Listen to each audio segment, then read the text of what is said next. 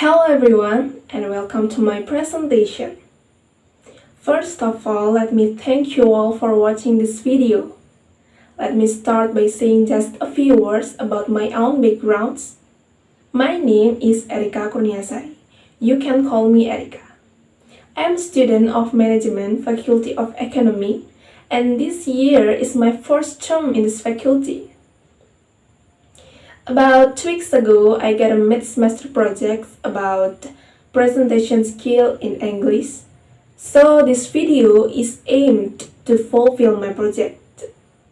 Okay, before I start my presentation, I have a question for you. Have you ever been in a situation where you are not understand about demand and supply function? Or about equilibrium price, where your teacher or lecturer asks you about that? I remember when my lecturer explained about that and I didn't understand. So I just stay calm and hope that he is not asking me to answer questions. And when I pay attention for it, it turned out that actually it's simple and easy to understand.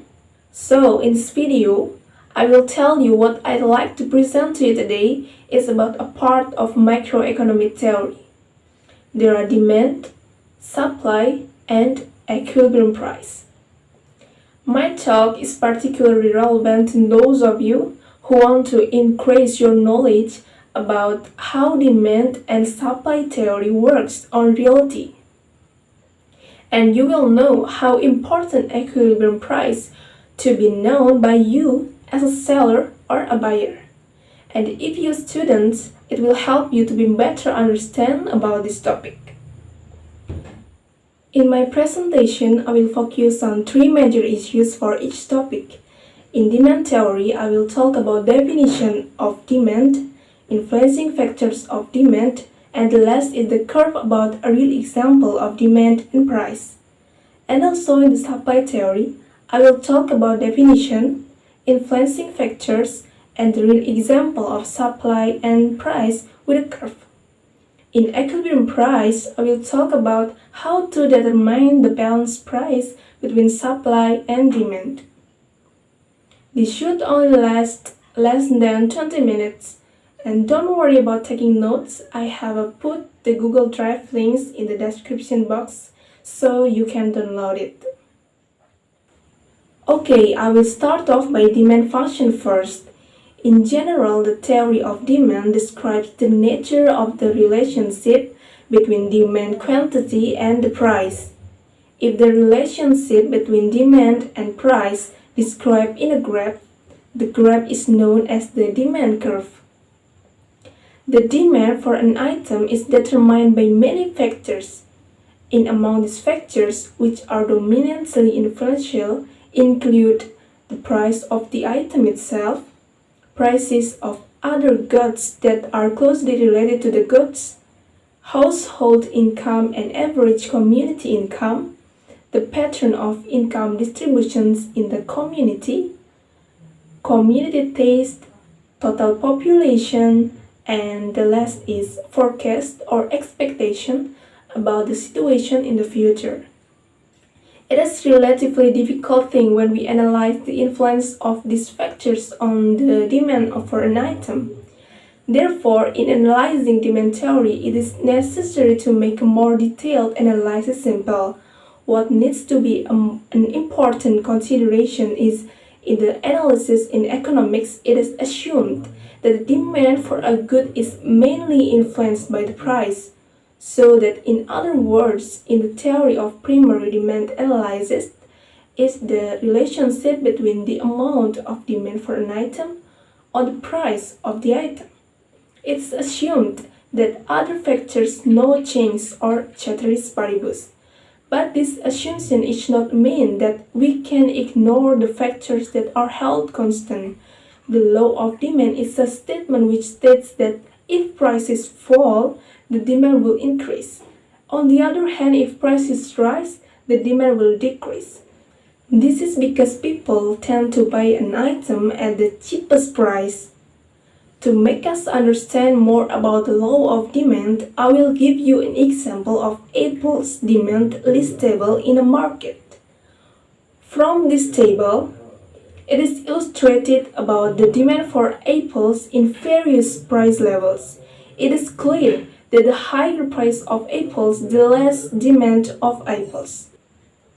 And here is the shape of demand curve. At the price of 100,000 rupees, only 100 kilogram requested, while at the price of 20,000 rupees, the demand for apple increased to 450 kilogram. You need to remember that in this example, other influencing factors are considered constant or ceteris paribus. Alright, now we will continue to discuss about supply function. A demand is not yet a sufficient condition to make it happen transaction in the market. Existing demand can only be fulfilled if the seller can supply the items needed. The question is, how is the behavior of the seller in providing or supplying goods that people need in the market? And what factors that influences the productions and supply of goods for sale? So, for answering that questions, I will explain the nature of the relationship between price and supply and factors that affect the other. Behavior of sellers in offering their goods at various price levels influenced by several factors. In general, these factors include is the first of the item itself, price of other goods of the same type, production cost, technology. To analyze the method used is relatively the same as way of analyzing demand. For example, other factors do not change or ceteris paribus. Then first consider the effect of change price to the quantity of goods offered by the seller. Likewise, next to analyze factors other than price on supply. The law of supply states that if prices fall, the supply will decrease. On the other hand, if prices rise, the supply will increase. As an illustration, I will give an example as follows. This table is a list of the number of supply on various price level, or commonly known as a supply list. In example, this shows an order of apples that occurs in a market. And what about the supply curve? Like this. When the price of apples is 25,000 rupees, then the seller will offer as many 1,000 kilogram. But when the price drops to 5,000 rupees, then the seller will reduce or only willing to offer 200 kilogram. Why is that? Because sellers tend to want big profits when the prices are high. However, when the price drops, the seller will reduce the supply to minimize losses. Okay, the last I will explain about equilibrium price. The situation in the market is said to be in balance or equilibrium if the quantity of goods supplied at a given price is equal to the quantity demanded at the price certain to. So that the price of an item with the number of goods traded can be determined by looking at the state of equilibrium in a market. The usual way to see this balance is by using numbers, and can also by using the demand and supply curves. The first, I will show you how to see the balancing by using the numbers. Okay, like this.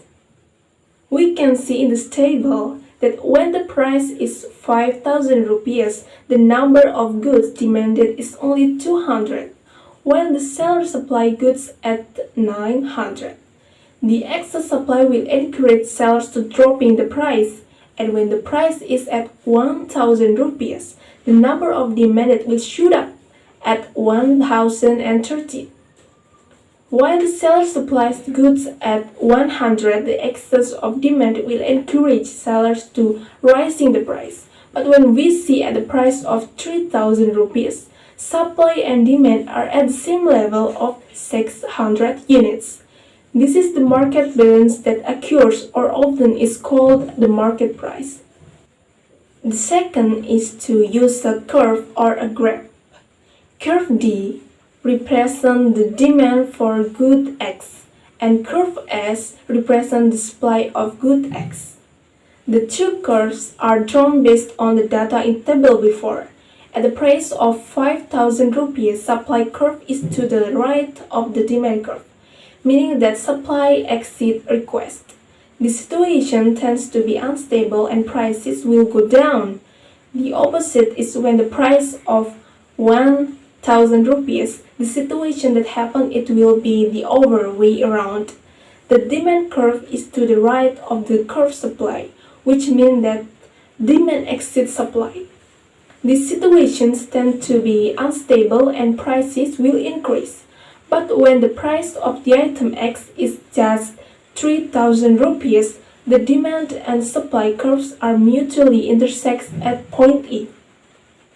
The intersection between demand and supply means that demand is equal to supply, so the situation equilibrium is reached at that price.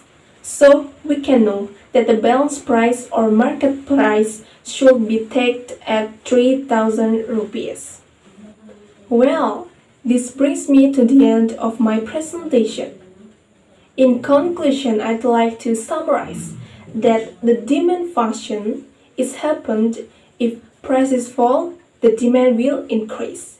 And on the other hand, if prices rise, the demand will decrease.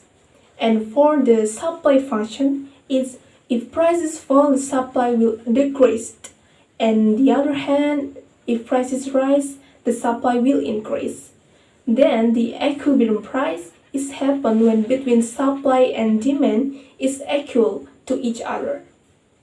Okay, that's all of my presentation, and if you're still confused about that topic, I'd like to suggest you to read a PDF I shared on the description box that paper uses Indonesian, so you can more understand about it.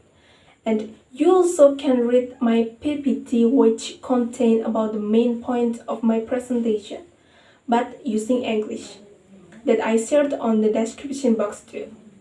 Okay, if you have any questions or anything to be discussed, you can write it on the comment box below, and we will discuss it together. Thank you for watching, and see you.